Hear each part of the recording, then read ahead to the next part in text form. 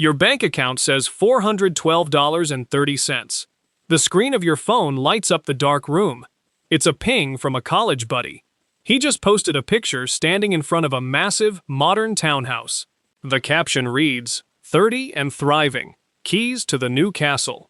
You look at the glowing screen. Then you look up at your empty fridge. The air in your room suddenly feels thin, like you are suffocating in the vacuum of a decade lost. You have been waiting for your real life to start for so long that you didn't even notice it was already passing you by. You think you are failing because you started late. You think you are completely out of time. But what if your age isn't a curse? What if the years you think you wasted are actually the exact blueprint you need to escape? Marcus sits at his kitchen table. The yellow, humming light of a flickering bulb reflects off a stack of past-due bills. He is 30 years old. The table, which he bought off a stranger on the internet 5 years ago, still has a wobbling leg he never bothered to fix. He clicks the pay button on his credit card portal. The screen stutters for a second, loading the transaction, and his hand is shaking, just a little, as he watches his checking balance dip dangerously low. He isn't just worried about the math, he is terrified of the narrative. He was supposed to have the townhouse by now. He was supposed to have the matched furniture, the investment portfolio, the effortless weekend trips. Instead, he is Marcus, the guy who stands in grocery aisles at 9 p.m., calculating the price per ounce on generic brand cereal. He remembers the promises he made to himself at 22. He was going to be a millionaire by this milestone. Now, the memory of that young optimism feels like a taunt. He feels a heavy, physical weight in his chest. A constant, exhausting game of catch-up where the finish line keeps moving further away with every passing month. This sheer panic pulls Marcus directly into what is known as the velocity trap. Because he feels 10 years behind, he feels an irrational, burning urge to run 10 times faster. He stays up until 2 a.m. staring at red and green crypto charts he barely understands. He looks for the grand slam, the hidden shortcut, the one lucky break that will magically erase a decade of stagnation. But every time he reaches for a shortcut, a risky options trade, a high-fee wealth seminar, or an impulsive purchase meant to fake a success he hasn't earned, he just digs the hole deeper. The harder he tries to catch up, the more completely stuck he becomes. And then comes the comparison tax. Marcus lies in bed, the blue light of his phone washing over his tired face. He scrolls. A pregnancy announcement, a European vacation, a brand new luxury SUV. He hasn't spent a single dollar tonight, yet he feels completely bankrupt. The comparison tax is draining his mental energy, his confidence, and his ability to think clearly. It gets so bad that he begins to isolate himself. He stops answering group texts, hiding behind the excuse of being slammed with work. He is terrified of being exposed as the guy who hasn't made it yet. Paralyzed by the fear of losing what little he has left, he hoards his cash in a basic, low-interest checking account. But money sitting still is just a target. In his mind, he can see the visual. His bank balance is a completely flat line, while the lines for his rent, his groceries, and his utility bills slowly, relentlessly climb higher and higher. He is paying for his past indecision with his present security. One rainy Tuesday night, desperate for a way out, Marcus finds himself staring at a slick sales page for a financial freedom masterclass. The website has a countdown timer ticking away. The price is $997. The video promises the exact blueprint to catch up to his peers in 6 months. Marcus rests his finger on the mouse. His cursor hovers over the glowing Buy Now button. His heart is beating fast. He just wants the pain of being behind to stop. But then, he pauses. He remembers the last time he bought a promise exactly like this one. He remembers the rush of false hope, followed by the crushing, empty feeling when the money was gone and nothing in his life had changed. His finger slowly lifts off the mouse.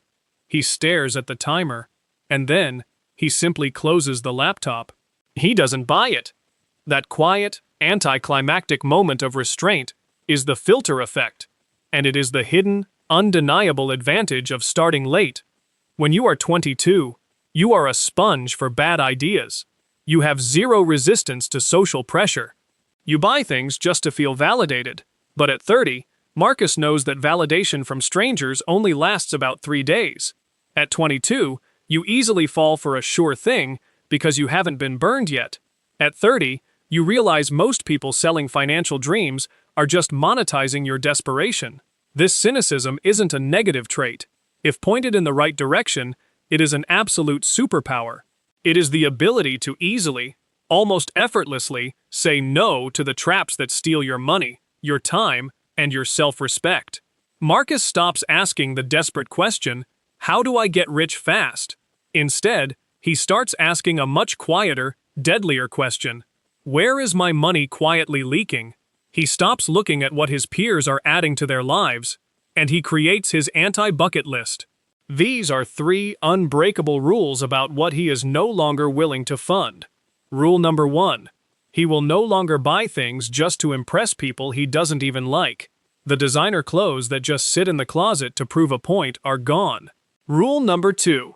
He will not pay for expensive dinners that only make him feel poorer.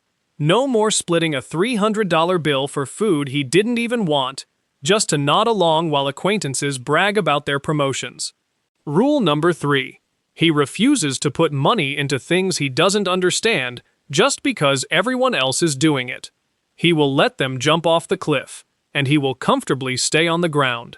With this new filter, Marcus starts weighing opportunity cost with brutal, emotional honesty. He realizes that a $500 car payment isn't just $500. It is hours trapped in a cubicle under fluorescent lights. It is hours stuck in gridlock traffic, gripping a steering wheel. It is chunks of his one finite life that he can never, ever get back. If he saves that $500, he isn't just putting numbers on a screen, he is literally buying back his own freedom. This single shift changes everything. He stops looking at his history as a tragedy, and he starts looking at his past as data. He finally has the data on his own weaknesses. He knows his exact triggers. He knows what emotional state makes him want to spend money on status. Marcus realizes he isn't smarter now because he suddenly knows all the answers. He is smarter because he finally knows exactly what to avoid. He isn't running faster than the 22-year-olds. He is just no longer tripping over the hurdles they are currently falling blindly into. Marcus sits at the exact same kitchen table. He isn't a millionaire. There are no sports cars in his driveway. But this time, he reaches down, grabs a folded piece of cardboard, and finally fixes that wobbling table leg. The table is rock solid. He isn't rich tomorrow, but he isn't panicked either. He just started fixing the small, foundational things he had spent a decade procrastinating on. Wealth isn't a chaotic sprint against your peers on the internet. It is a quiet, deliberate, long-term conversation you have with your own future self. You don't need to win the lottery. You just need to be the person who makes 1% fewer mistakes than you did yesterday. You are not behind. You are just finally equipped with the scars and the data to make decisions that actually stick. Take a breath. Look around. You are right where you need to be to start building. If you started later than you wanted, comment one mistake you're finally ready to stop repeating. This video is for educational purposes only and is not financial advice. Outcomes vary based on your situation.